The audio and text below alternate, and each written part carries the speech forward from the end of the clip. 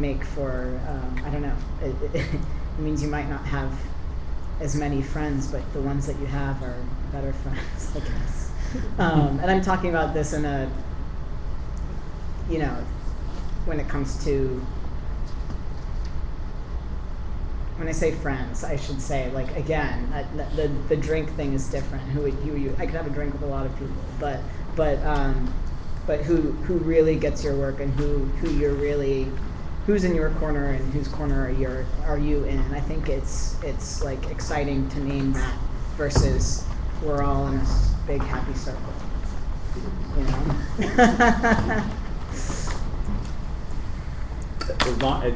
I really agree with you, and that I feel in agreement about that comment.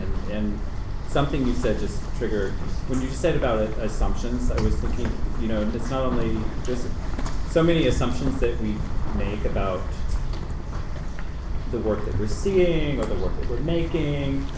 And we were reading, we had a couple of articles that we read to kind of think about what we were going to talk about today. And one of them was this article that was kind of bemoaning the state of dance from its lack of support, and asking the question, like, where are the masters going to come from? Like, it was sort of mourning this idea that mastery is disappearing. And I hadn't really thought about that, and I realized when I read it, my first reaction was like, who cares?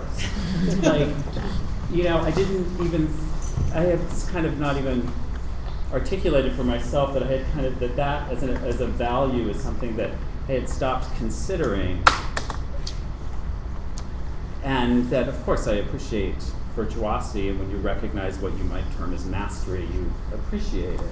But this idea that it's a value out in the world, that is, and particularly this is coming from a writer, so it's coming from somebody who is observing dance and then commenting on it, or participating in the discussion and leading discussions that we all then take into our consciousness about how we think about dance. And so if that's a value system out in the world, that really what it's all about is that we're leading toward mastery, in which we kind of select who the masters are, and that's who gets held up, and that's what the value of all of everyone's various practices comes down to, I realized, like, fuck that. And so that in this world that we are operating in, with, again, the lack of resources, this idea of being able to build towards some virtuosic mastery that's going to take place on a huge stage with a studio to support you and like 8 hours a day of rehearsal, that's not realistic for most people. In fact, not even for a few people. Like, it just doesn't exist anymore. Now, one day things could change and that system could be supported again, but it really doesn't exist.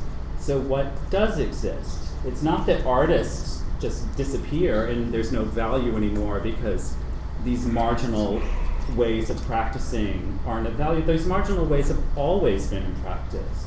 And that idea of mastery, I was saying earlier, like, when I read that, if I hear someone coming from that point of view, I think, well, how would you even know what a master is? Because you're basing it on such an old model that if a current master walked in the room, you wouldn't even recognize them, because you're not engaged in the present and how people are operating in the present. And so, in a sense, given the struggles that we go through with the lack of resources, actually, how we adapt to them is really where the meat of what we're going to make is.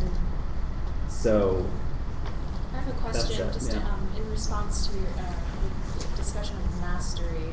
I was thinking about who has the upper hand in terms of funding, because even mastery and funding ties in with quote unquote who has a voice, who is considered to be a master in their craft, and that ties in with funding. So I'm just curious to know if work is being performed in an institution or work is given a voice because it has the funding, then where does it play a ladder and who doesn't have the funding? Well, even for those that don't have funding, can still be considered a master in their craft. right. But then where is the scale in terms of what is considered a master? question in regards to where work is being practiced based on where it's actually being performed, in terms of difference in location. So say that you're rehearsing in a location that you're not actually going to perform, and you've never actually seen the actual performance location that you're going to be performing in. And this could be due to not necessarily lack of funding, but just because it's a conscious choice that you're making based on what's available to you.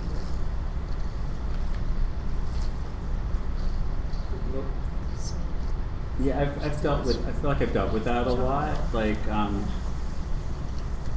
there's always that issue, even if you're rehearsing in a normal studio situation and then taking that into a theater, you're usually dealing with a change in proportions or a change in size and scale. But sometimes it's really drastic. And so I guess I've developed a few strategies for myself. Part of it is just kind of a visualization process of being accustomed to the change and kind of preparing for it in advance. But the fact is, until you actually get to, if you've been rehearsing in a really small space and then you have to expand it, until you actually get there, you really don't know what the changes in timing, etc., are going to be. Another strategy might be that you take that compressed space and you impose it on a larger space. I mean, there's so many different ways that you could have of approaching that. But I think that's one of those kind of limitations that you can sort of exploit for yourself. The limitations of the space might shape a kind of invisible boundary for the piece, not only in terms of its footprint, but actually in terms of its sort of emotional space or its energetic space. Yeah, if I could just kind of throw in a personal anecdote with that. When I was creating work with friends a couple of years ago, it was a piece that we had started making in one of our living rooms, and we would rehearse there pretty much every other day, and it was a kind of process that was born out of the limitations of that space. And when we were confronted with the possibility of potentially trying to show it in a larger space, in a larger venue, we decided to try and recreate the space of that living room in a variety of different other locations. So kind of maintaining the physical dimensions of a carpet and then having that dance take place specifically in that area as a way of kind of drawing attention to the process of making that work. And I kind of felt like it really brought a lot of the attention of the audience into a very singular point, and kind of drew things inward, so as to, I don't know, kind of make it,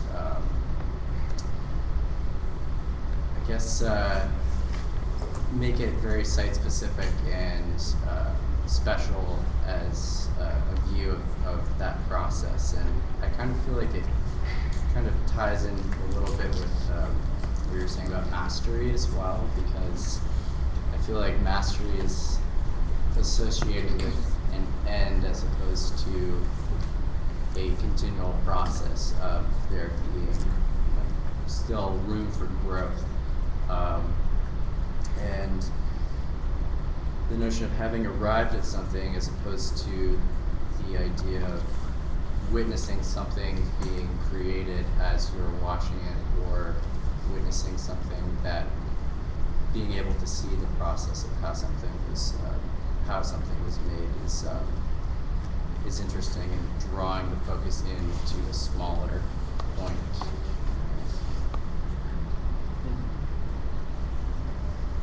Question about that, and I think relates to this idea of mastery. Do you guys think that you, as makers or as choreographers,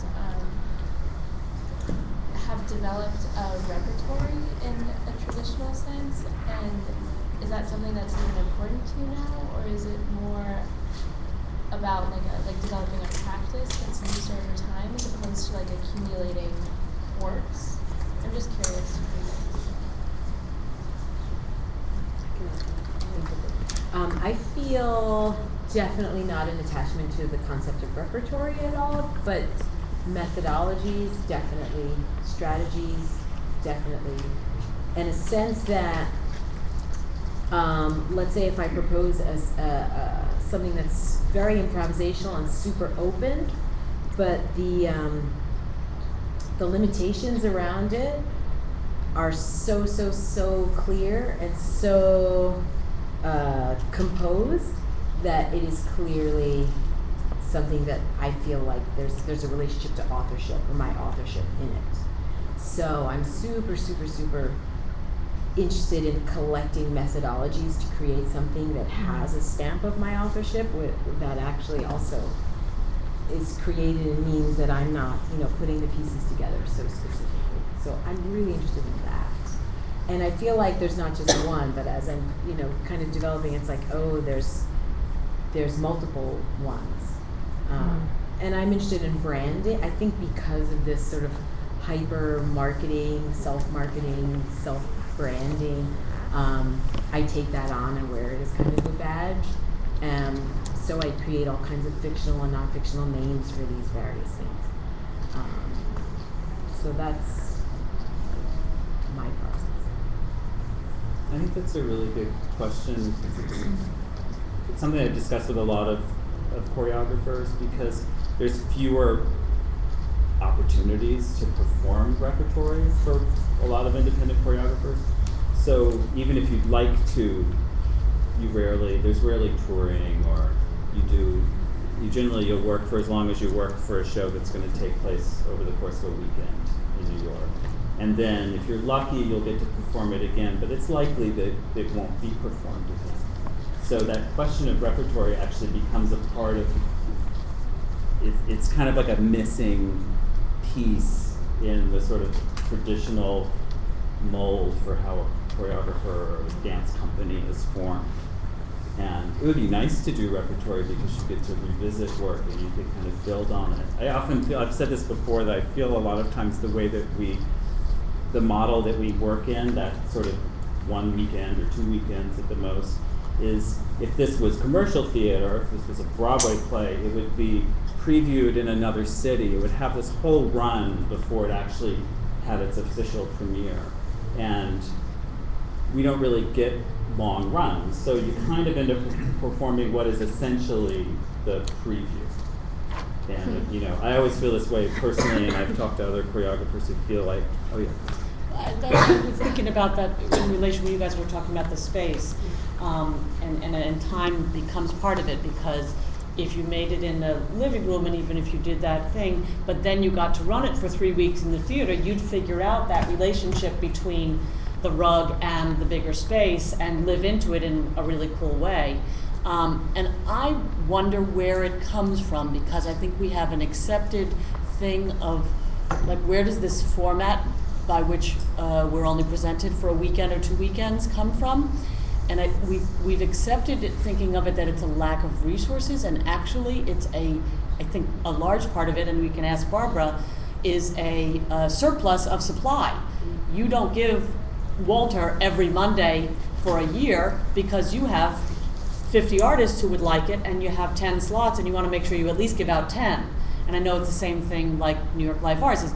They're not running Luciana Achugar, who's selling out for 3 or 4 weeks because they can't sell those tickets. They're not running her because they want to make sure they can get somebody else in the next weekend. So it's an interesting, I'm wondering if we shouldn't be pushing back against that a little bit more. And if we couldn't actually explode that model a bit, because I think living in spaces and performing them for longer periods of time answers some of the space issues, or at least it gives you a place to grapple with them. I think that creates a terrible pressure for artists who feel like they've got to catch up and see things every week. I know, I feel actually so resentful about the amount of work that is happening at the same time, always, and I end up just going, there's 5 shows, I see none. That's my answer. I don't go to any shows. But it is a very, I've thought about this phenomenon that it is it is very strange. And it does feel like, it feels like surplus. Eve, I'm curious about your. Oh, what were you saying? I'm curious about what you were going to say because I know a little Well, bit about your concept. Yeah, I mean, 2 things, just to add a dash of cynicism there. New York Life Arts programmed Faye Driscoll's piece, There's So Much Mad in Me, again the following season in the fall because she had such an extraordinarily sold out run. And that was a move, I think, purely from a butts and seats perspective. I don't want to speculate, but that could have been given to another artist. So I don't want, ultimately these organizations and venues are interested in their own self-preservation and generating a donor base or keeping a donor base. And so, yeah, and I know that different shows have been extended in different venues too. But as far as like repertory, and thanks for talking first to give me time to collect my thoughts around that, because I think for a cynical view of repertory being what can make a work like monetized and packaged and portable and like easily disseminated and transposed onto other bodies, which then ultimately like reinforces, like, I don't know, in the case of a dance company, that like it works counter to the ephemerality of the form, maybe, it's like kind of in line with now how visual art is doing like re-performances of things and of iconic 60s and 70s performance works that were like so incredibly specific to not just their architectural site, but their context. A popular example is Marina Abramovich's retrospective, and like how, responding to, war at the time, it's like no longer, obviously there's war now, but the specificity of her of her position when she's making those works then versus now on young hot dancer bodies, all collected and carefully curated and in a white walled space, and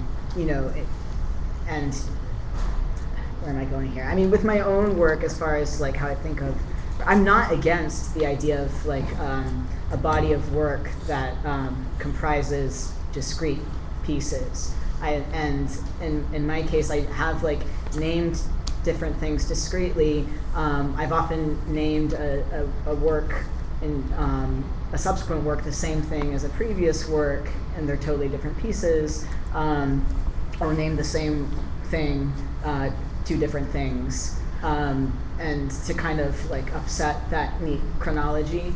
And I like, I quote my own archive, and so you could like see this as one long piece,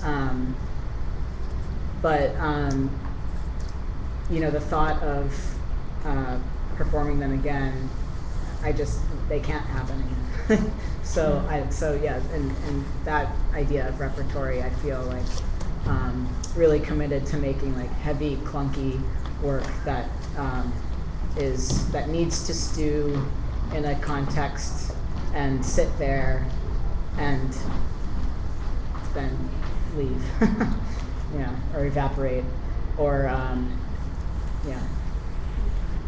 sit in storage to be revisited, but never re-performed. The question it's interesting, brings up something which I never thought about so directly, which is like the reproducibility of certain of the forms that are prevalent.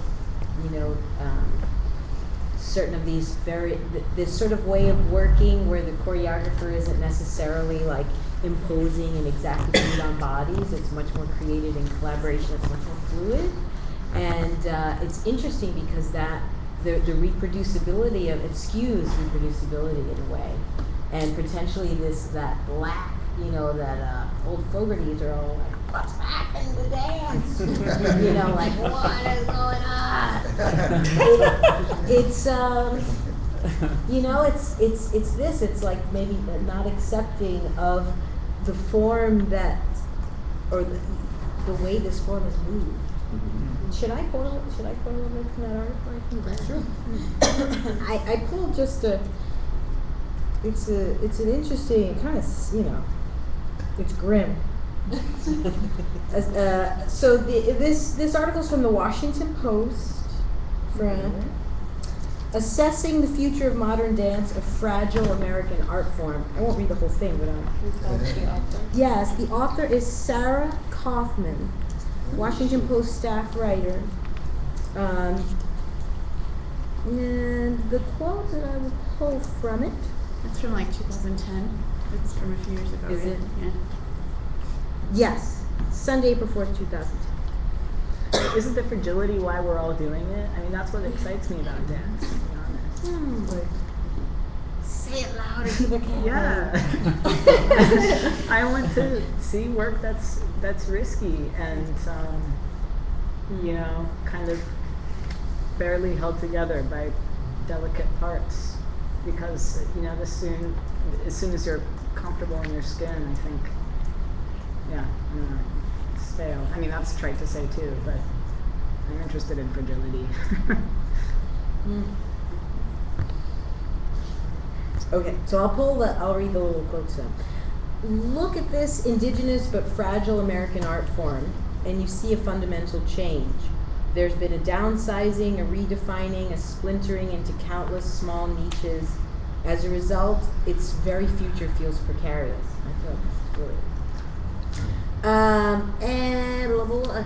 Given a barren economy and the drop in government support for dance over the past decade and a half, Andrea Snyder, who heads the service organization Dance USA, wonders how future generations of choreographers will be able to thrive and solidify to become masters. Is genius, and then later, is genius born or paid for? Paid for. Is genius born or paid for? That was what I pulled from it.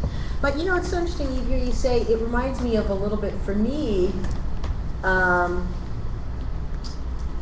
the fragility of the form and all of the hardship and the stuff that we're talking about is really creates the agita that kind of fuels my work, and I feel like the troubled emotions that sort of get me going.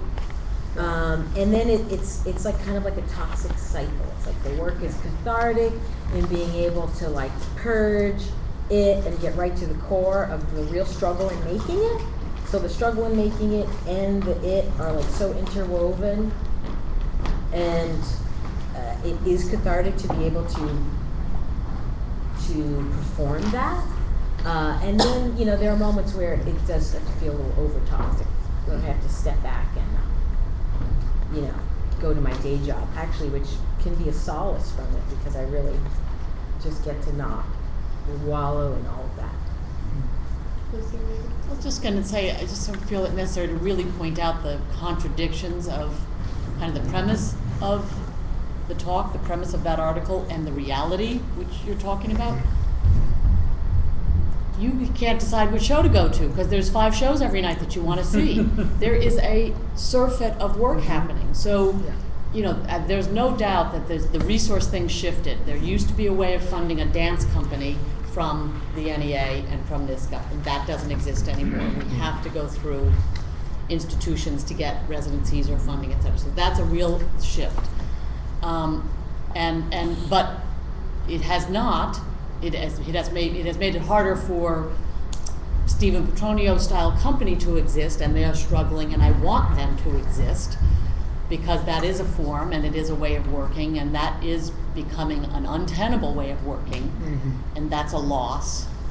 There's been a great, terrific response to it, and I guess the thing, Eve, is I guess just to be conscious of when it's a choice and when it's being put on us.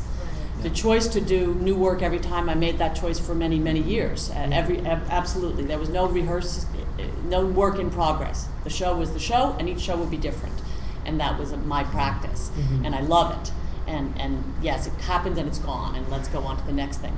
But to be conscious when that's a choice, or when if Walter wants to bring his show back and work on that piece, which not enough people got to see, and he should be getting to tour, like, how can we make sure that there are choices when we want there to be choices? I think the creative response to the lack of resource is clearly happening, and you guys are making work in your living room and going out and showing it, which is, I want you to have more space if you want more space. But the fact that there's a creative response to keep making the work is also something we should take heart in, I think. Yeah, I just want to say that, like, my politics and how I Right, and then other are so, completely distinct from, Sure. what drives my work, and like, so I absolutely think there should be more arts funding, and that, models in other parts of the world are, like, much better than what we have set up, and and I think, like, that's it should be that way for other artists. Like, it's a weird chicken egg scenario. I don't know, like, what if my work was necessarily born out of these the constraints, but No, but you made that or- great statement, that even when then offered Well, the right, resources, yeah. you I found mean, out that that, was no, really- this is actually how I like to work. It's that not was about really aligning instructive, resources. yeah, but I don't know if it was because I had already settled into that way of working, to be honest. But I went to a fancy MFA program I picked number 1 in the studio lottery and got a really spacious studio that I ended up living in for a few months, and that was like a tremendous amount of, like, resources and privilege, but again, it was like a concrete floor. It was a visual art MFA program, and it wasn't the ideal conditions for. At that point, I was trying to rehearse my Fresh Tracks piece, and there were things that we couldn't really work out on concrete, and there were plenty of outdoor rehearsals, but Yeah. Well, that brings up this. Oh, sorry. Go ahead. Oh, I was just wondering, you mentioned, other parts of the world, and I was wondering if you could speak a bit to how places which do have different constraints or more possibilities, and how you think that's affecting work that's being made there. I guess you guys are all based in New York, but knowing people working other places, I'm just curious about that difference, or if you see a difference, or how you think globally, nationally. Walter, you've been traveling a lot recently, you know? Yeah, what I see, and this is anecdotal, it's not based on a lot of knowledge from working with institutions in other places, but I've been touring and working in Europe a bit with a couple of people, and so I do see the difference in an economy that has more robust support and can support a variety of artists and companies, and the repertory question comes up because you see work cycling through, and works will stay around for several years, and so for the audience, that gives you more opportunity to see something. For the performers, and again, this is appropriate to work that is developed in order to be put into repertory, in order to be repeated. So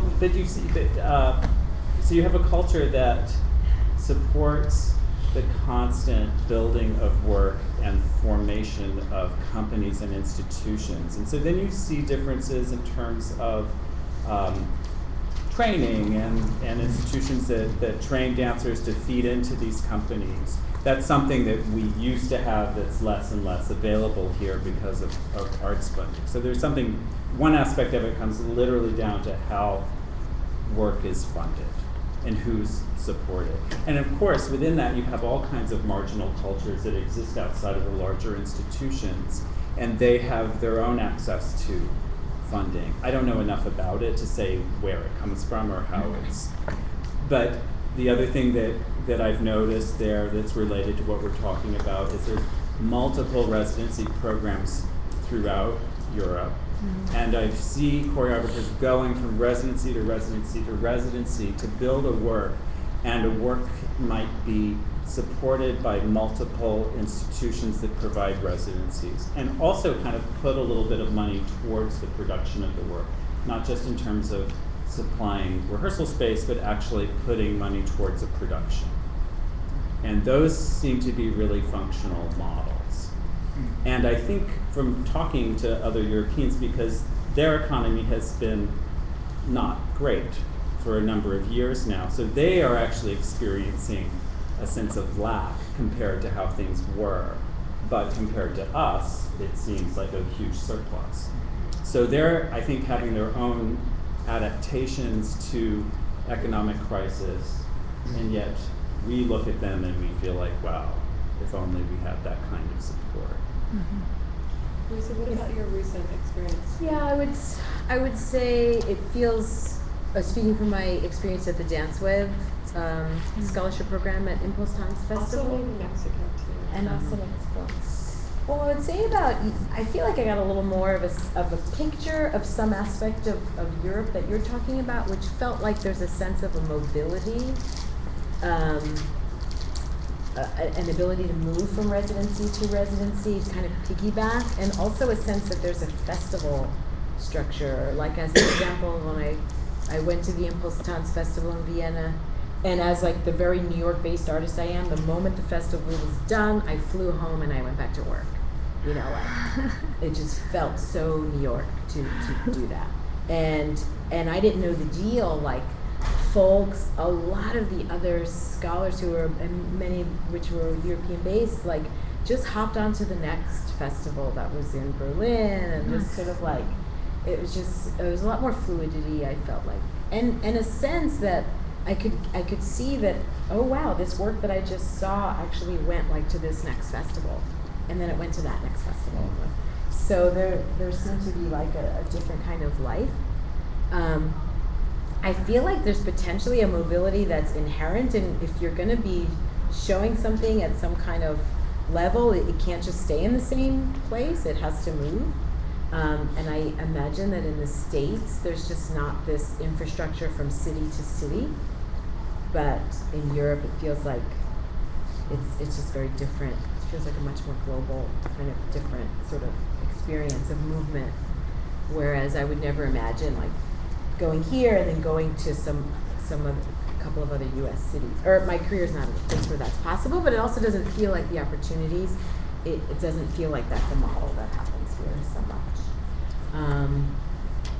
My experience in Mexico is interesting because I feel like there was, I was an MRX exchange resident in Mexico City, and I felt like there's a lot of desire for new things, but I was kind of saddened by the amount of audience that were at some things.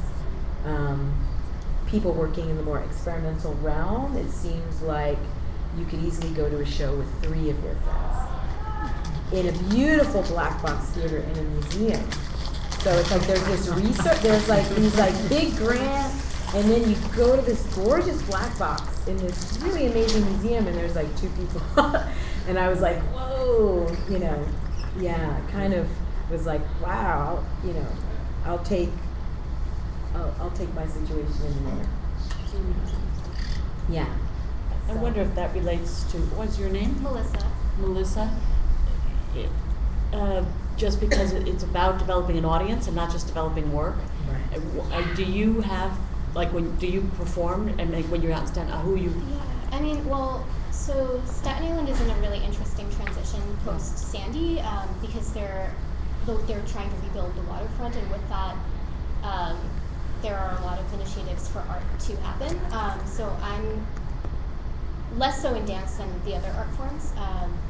So I'm trying to figure out like how to enter this. So I organize an art walk that happens every month, and we have like a network of like non-conventional spaces, like someone's basement apartment, or like, you know, but we also have organizations like the Staten Island Museum, and so people will go from place to place. The community is a lot more tight-knit and very small, so you'll see the same people at these things.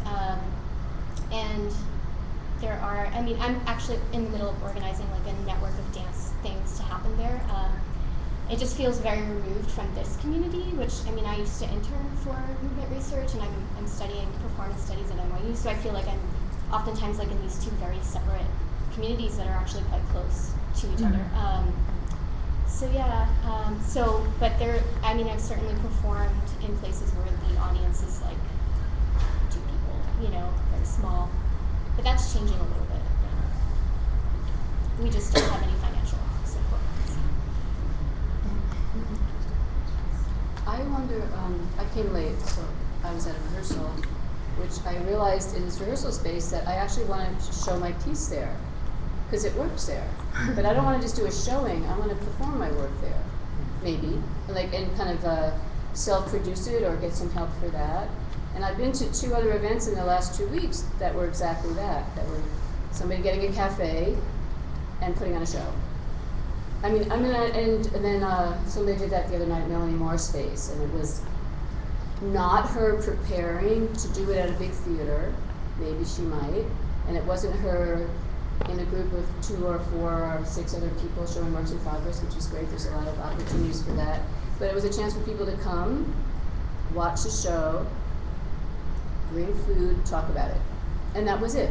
I mean, perhaps it will go on to become something larger, but I wonder about how do we support shows that aren't needing to be at this upper echelon. Maybe that's what you're talking about, Melissa, in terms of Staten Island. I missed a lot of the conversation, sorry.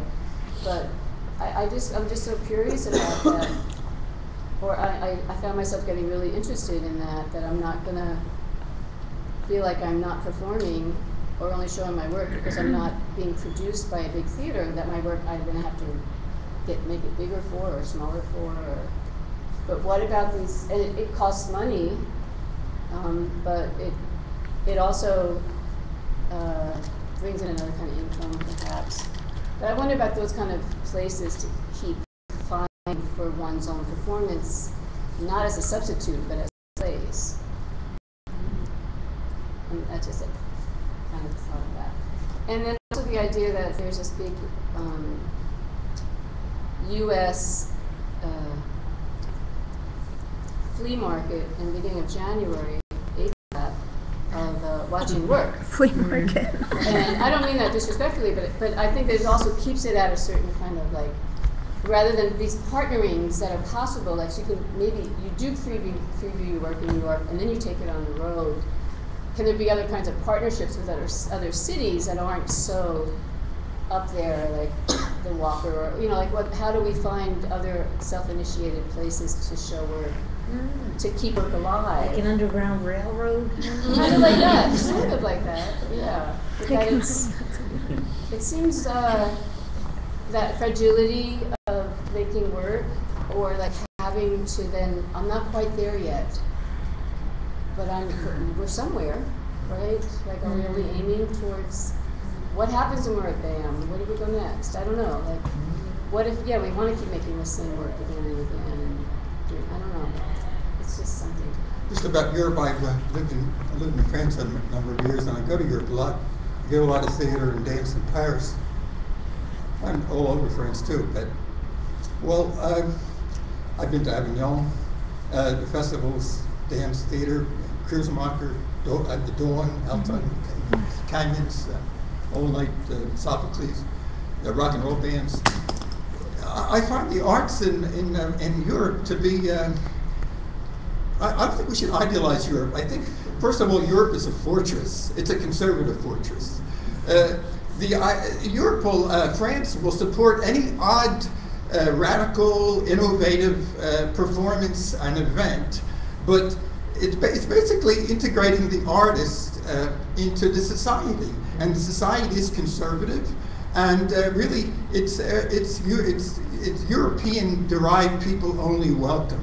So it's there's something like sad about art in Europe, about the very freedom, because of its manifest limitations.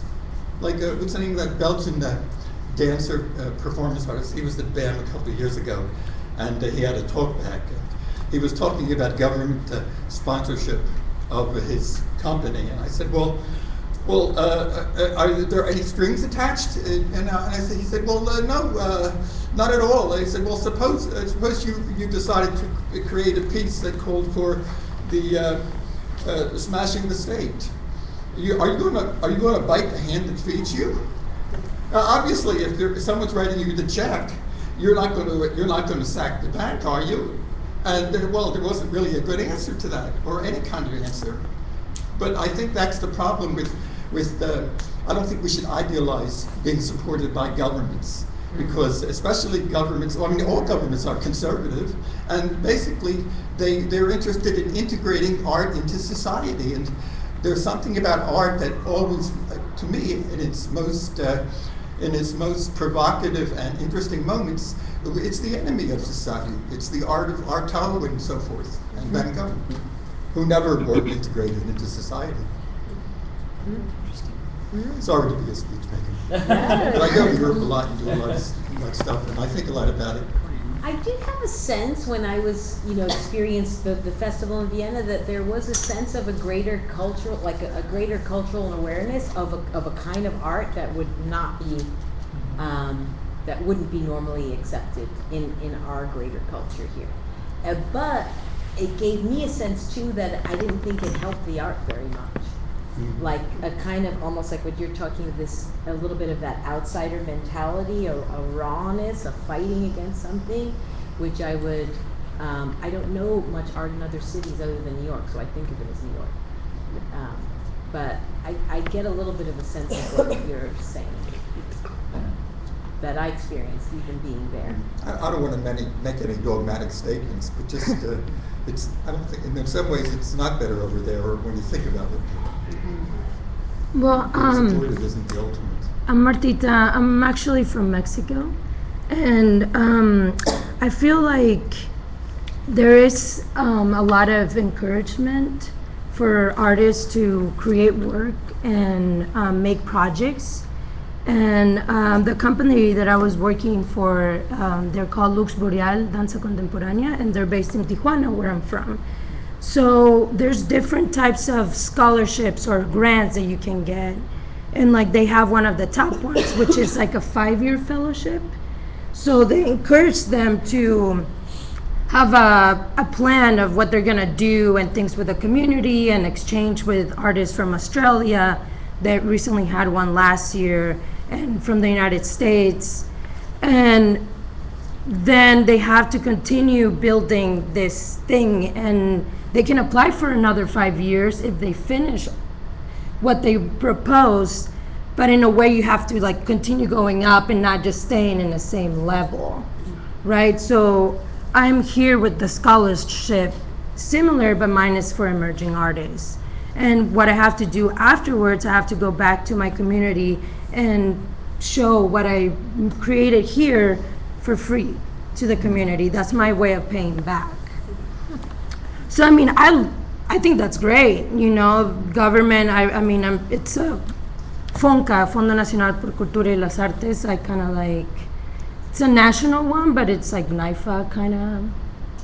But I mean, they've been on that for years, and this is my second year. I had a state one now. I had a national one, and you can reapply, but there's an extent reports that you have to send, proving that this is what I did, and videos and paper. I mean, they love all of that stuff, and it takes a long time to apply as well.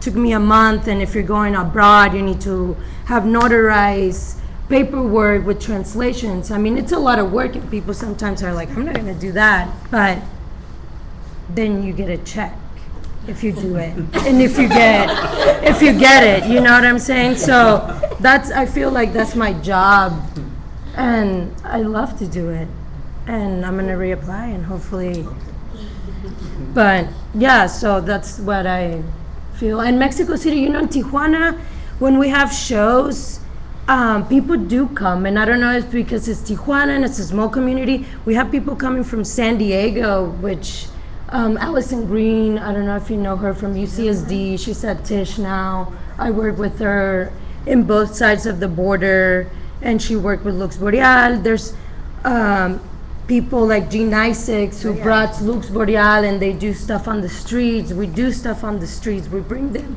So people, we have audience, which is great. I mean, Mexico City, I've been there once, but I've never, I can't say anything about it, but It felt very large. Yeah. And that's I feel it's very artists- ballet as well. The ballet there is Bellas Artes and the company, and It feels like experimental art. There's potential for it to get very swallowed there, especially if it's purely dance. I think when there's that crossover situation, I'm just guessing, but this crossover with performance art and music, perhaps that brings in more. But this sense of experimental dance only felt pretty small. Committed group of people, colectivo was there. It seems like the members of this collective are the main people going to the shows. yeah. Well, also, I mean, I don't know so much about this, and Barbara, you can correct me, but it's my understanding too that there's not really any such thing as a kind of unadulterated government money that goes directly to the artists. That there are like many other gatekeepers and parties involved, and that like bigger foundations fund smaller ones, and that sometimes that it takes a long time for government monies to reach an artist, and so there are, by this point, so many hands in the pot, or like different competing interests, that it wouldn't be so simple as an artist like doing this one thing that would directly piss off the government. But in fact, there are like even more constraints that you're dealing with, and but also I want to say that since institutional critique as a movement was successfully hegemonized and rendered totally harmless and not useful and a historic dead project, there are lots of institutions who want to invite, like it's a sexy thing to be like, oh yeah, critique us, and so those kinds of gestures wouldn't like necessarily invite, the project wouldn't get shut down immediately necessarily. Then again, I was young during the culture wars, and like I'm aware of how that went down, but yeah, anyway. But I also, that is the history of Western art and philosophy. I mean, it's always had the relationship to the state.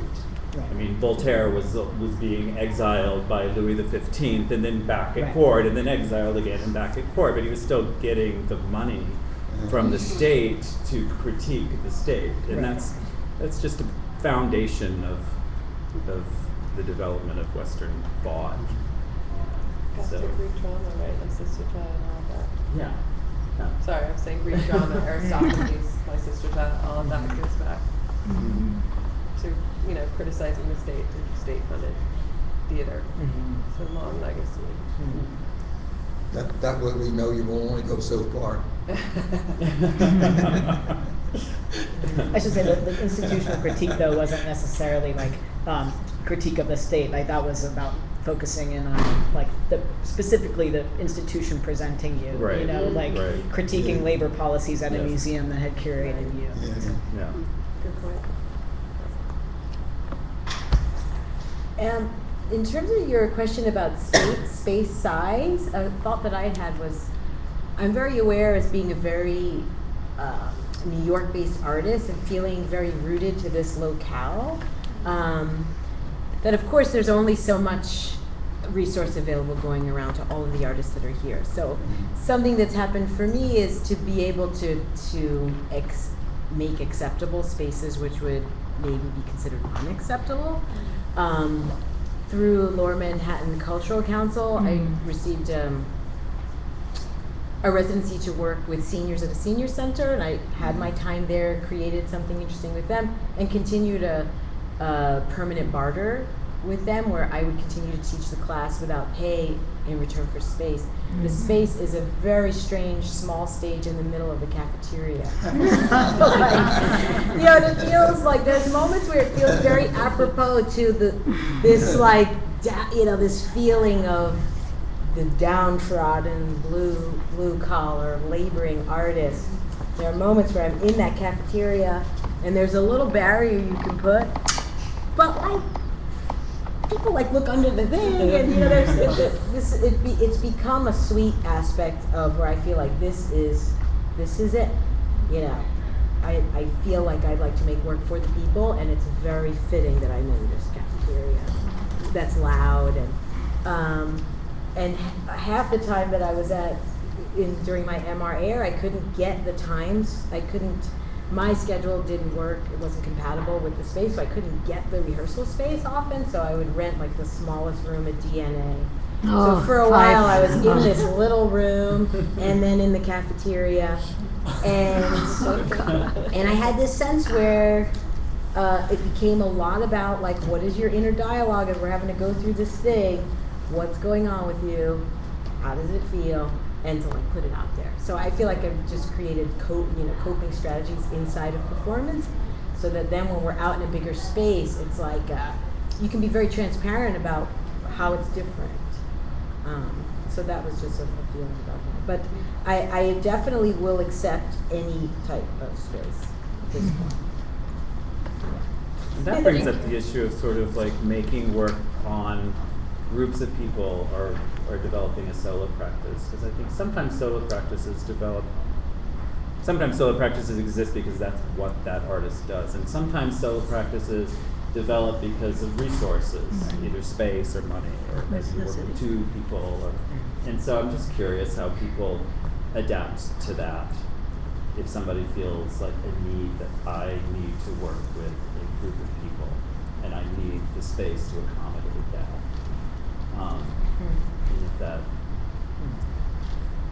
If you experience a kind of hindrance for that because of space and finances,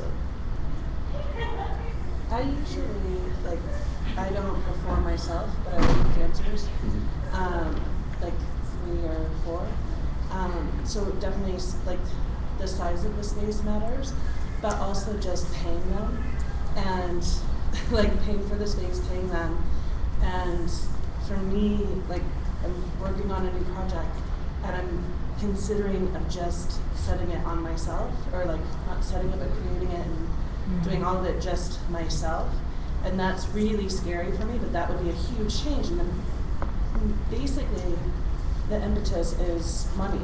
And I know that's kind of the reverse for a lot of artists, is that usually they start just kind of basing work on themselves, and I kind of went the other way around. So that's one thing that's... And when you say you're basing on yourself, you mean to then set on people at a later time, or to actually perform yourself? I don't know yet. Because I think I've done maybe way back in college, I think I did the former, where you kind of create movement and then teach it to someone, and a lot of that was kind of like the dance program that I was in was very old school, and that's kind of what you did. You didn't do improvisation, you didn't do anything that developed while it was in performance. You created the movement somehow, and then once you knew what it was going to be, you taught it to other people. So that's kind of where I started from. And maybe revisiting that now, but in a completely different context and different, just different systems, different information, but also revisiting that and seeing if that, does that have any validity still?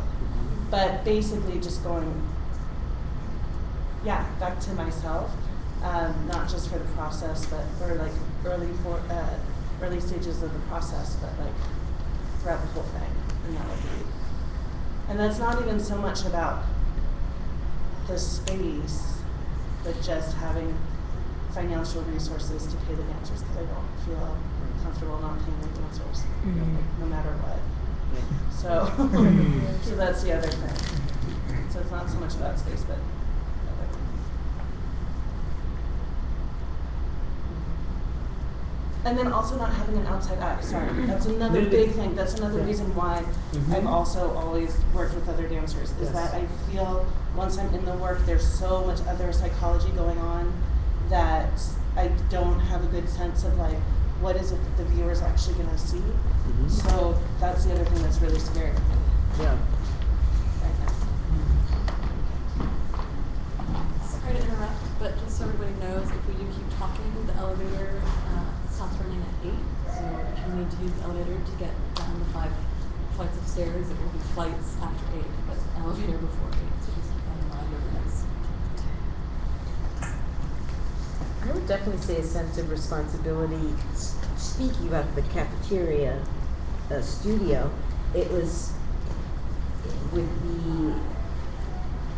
I had an evening at Chocolate Factory in the fall, and there just became a moment where I realized as a responsibility to the dancers, if there's going to be the level of dancing that's going to happen, and out of respect for their bodies, not even my own, actually, and this is where it becomes interesting when you're in a position to consider and take care of other bodies in the room, was when I realized, like, I can't rehearse this piece in this space.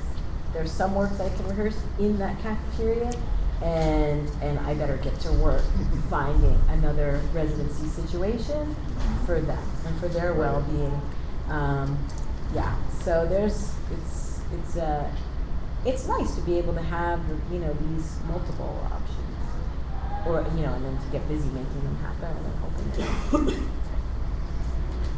Yeah, I was working in a small space like sometime last year, because it was the only thing I could afford with the amount of dancers. But it was like I was working with 3 dancers, and once we started performing the work, it was in much larger spaces, and I could feel like when they would come back to the rehearsal space, they were frustrated. Like there was some tension because they're like, we just can't move. And I had like a lot of tall dancers, and everyone's were going everywhere, and it was like that was something where I was like, okay, I need to be more responsible with the spaces that I'm choosing for the dancers.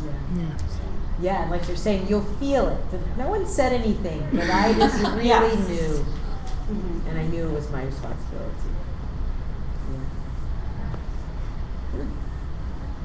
Yeah, so it seems like there's this one theme of adaptability and adapting to the limitations, and then getting something out of that and letting that affect what you're making, and then how that affects the work at large that we're seeing. And then there's the point where you make a choice where you say, this isn't going to serve what I need to do next, and then you go in search of another it wasn't choice. until we started performing in larger spaces that it was like they got a little bit of freedom, and then I had to lock them back in their cage. Yeah.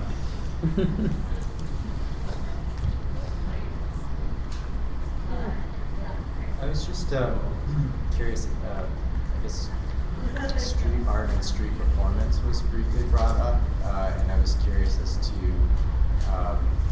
what I just recently moved here, and the work that I was talking about earlier of bringing the space of the living room into an outdoor venue or into different performance venues. If there was a kind of general feeling of whether, by performing a work outside where you could get a very different, diverse audience, that might potentially not find themselves in a proscenium style theater, what you feel like that could do to the work in a positive way, or whether that would be detrimental in the sense of like having it out of the context of, say, like higher art, or I don't think it's, well, it depends on, I think it depends on the piece, and it depends on the reason why you're performing outdoors. The context, the content. I think sometimes there's certain festivals or venues that provide outdoor space, and then you're adapting a piece that was made for an indoor space, and it's often hard to make it adapt for a variety of reasons. Sometimes it really works. I think the ideal scenario is because you made a piece specific to that site, or you developed it as an outdoor piece. I don't think it necessarily affects the sort of perception of it as a work of art, although I suppose it's contextualized by what the situation is, but primarily I think by your reasons for doing it. couple of thoughts on that, and for me, it's helpful to separate the out of doorsness from the audience question. And like personally, I'm a control freak and can't. Everything has to be indoors because the outdoors are too unwieldy, I guess. But and it's just not the kind of whatever, that's what I prefer. But the audience question I think is important, and because so there's. So like presenting institutions are interested in broadening their audience base to broaden their donor base, and then they're interested in audience building for artists in turn to get more butts and I mean, all of these things are financially motivated. I mean, also presumably, for the well-being of the artist and the longevity of their career and like more interest in their work, breeds more opportunities and so on. But I think that hand in hand with this is, and this is like the way it affects the making of the work, I think, the pressure to make something accessible with a very narrow definition of what accessibility means that compromises the intellectual rigor of the work sometimes. And I think that also doesn't give your audience enough credit. And I try to make multiple points of entry and like rewards for kind of insiders who've been following my work for a while. And then there's also just a kind of very surface level quick read that you can do that is hopefully like you can get something from, so I don't know. I get nervous about the, broadening your audience conversation or pulling people in who might not otherwise come. Like I think that I'm interested in that, but I think the way that the mandate to do that is a problem, and the way that the methodology can be a problem too, and that could also look like I don't know, like we're gonna go into this community and it can be like incredibly like what's the word, like what? Patronizing? Colonizing, yeah, totally. It's like dance imperialism. For real, yeah, and yeah. And patronizing and classist and all sorts of things. So, yeah. Anyway. I think with anything, if you handle something with care, and for myself, I'm going to be doing an out of doors piece in the spring, and it came out of I'm super interested in my work in the expectation of the audience of the performer, and the performer's expectation of the experience from the audience, and that whole interplay. And I kept getting this sense of like, when you're in just such this controlled environment, I used to feel like the performer, the creator wasn't in control, but I somehow see it as the flip, that it's such a controlled space that you're not really getting a sense of what I really would love to do is try the Showtime show on the subway. Like just do it, try one.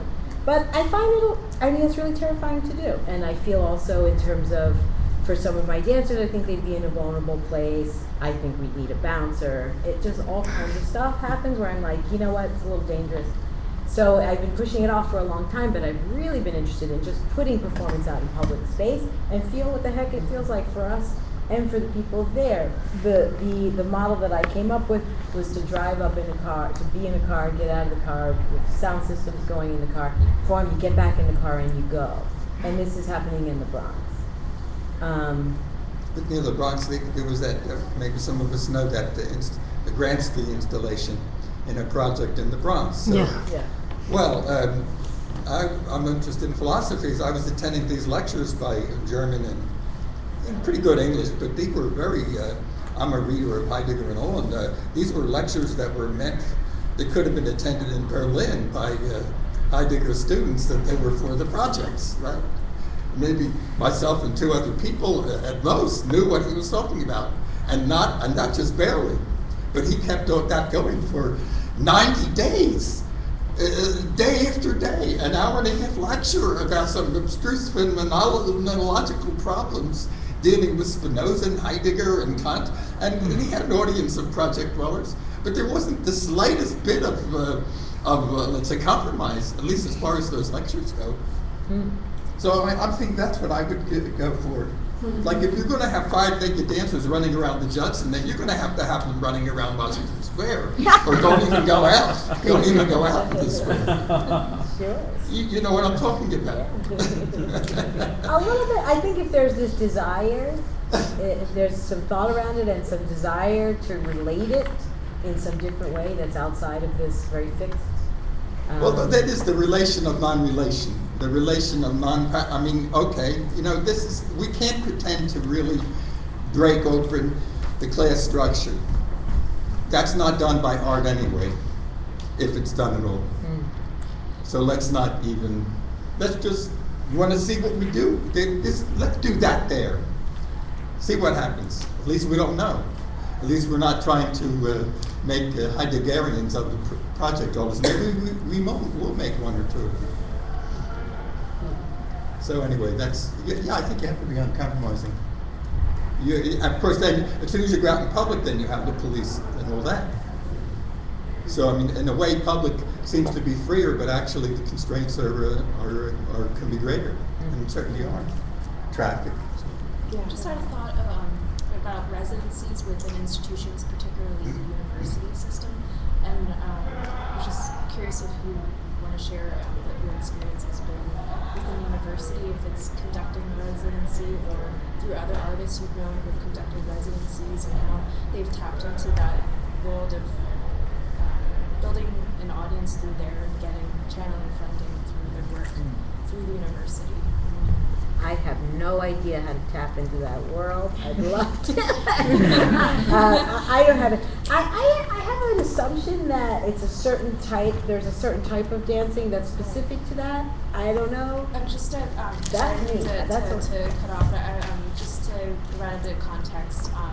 Previously, where I was at Arizona State University, the Herbert Institute, where Simon Duff was former chair. We had a lineup of artists in residency, and so I think that was partially due to his knowledge of artists that he invited, but also a matter of funding. So I'm interested in tapping into the university to find out how it's possible to bring that kind of funding for artists who would want to conduct residencies, let alone myself as an artist, to be able to tap into that kind of opportunity as well. So. I'll just, because you guys don't have so much experience with that here. And I know Simon quite well at ASU, so I know about that program really well, and actually worked with a couple of artists that were in that part of that residency.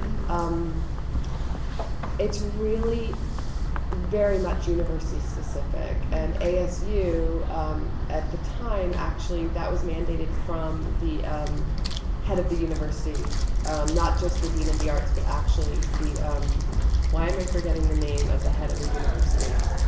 The chancellor, is that correct? I guess it was the university president. Came to ASU, a new president came with kind of vision for the 21st century.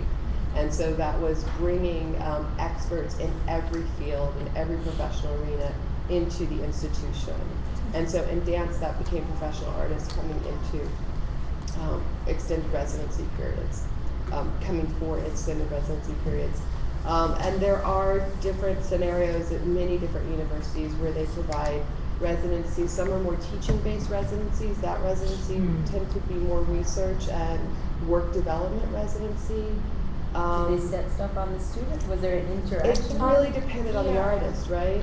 It typically, through almost all artists that were present, it was a teaching residency, or they were conducting some sort of research where they received grants. So I think it's heavily grant-based as well. Yeah.